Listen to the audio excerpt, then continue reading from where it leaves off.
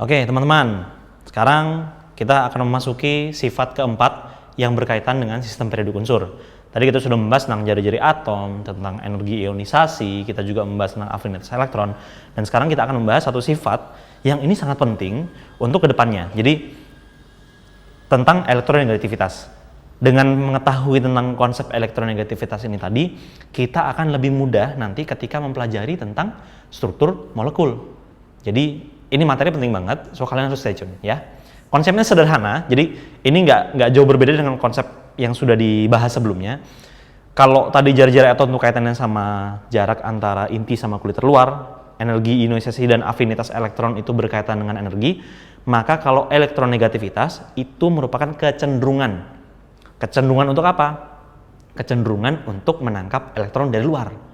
Memang beda tipis antara si afinitas elektron sama elektronegativitas. Karena sebenarnya sama aja. Kita lihat contohnya seperti ini misalnya teman-teman. Oke, kita lihat sini di tabel periodik seperti ini. Kita lihat bahwa, kan tadi ya kalau diingat-ingat lagi ya, bahwa jari-jari atom itu dari kiri ke kanan, ya, itu akan semakin kecil. Karena semakin kecil ini karena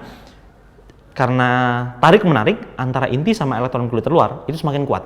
Nah, kalau tarik-menariknya kuat, otomatis dia cenderung untuk mengambil atau menangkap elektron dari luar.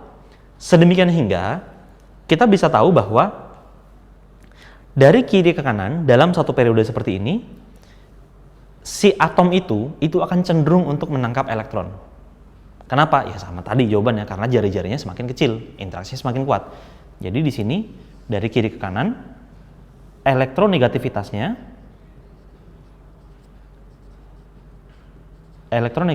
dari suatu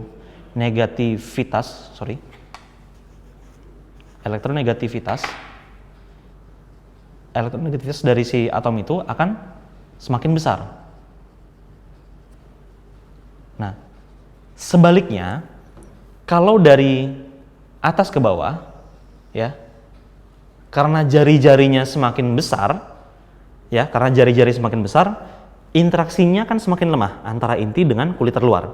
Sedemikian hingga dia sulit untuk menarik elektron dari luar.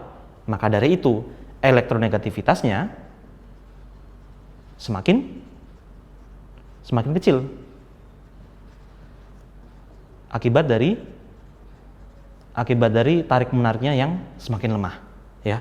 Jadi bisa kita ketahui kalau di sini dan nanti elektronegativitas itu ada indeksnya ya. Jadi ada angkanya mulai dari 0 sampai 4. Dan yang punya elektronegativitas paling besar itu adalah fluor.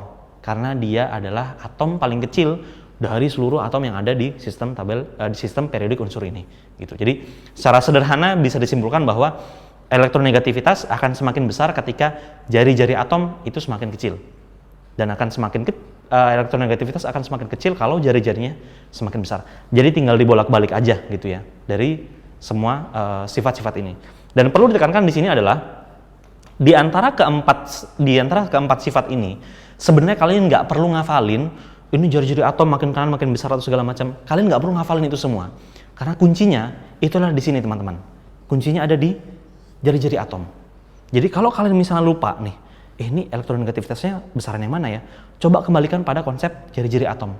Ya, bahwa semakin kecil, jadi kalau misalnya elektron semakin banyak, biasanya dia kulitnya akan semakin besar. Kalau kulit semakin besar artinya dia jari-jarinya semakin besar.